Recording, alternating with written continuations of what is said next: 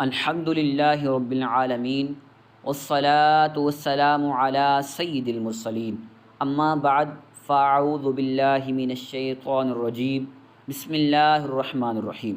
جی ناظرین، آج ہم سبق نمبر 6 کی قواعد بھی پڑھتے ہیں اور سبق بھی حجی اور رواں دونوں پڑھنے کی کوشش کرتے ہیں۔ آپ بھی سبق نمبر 6 کو کھول لیجئے گا۔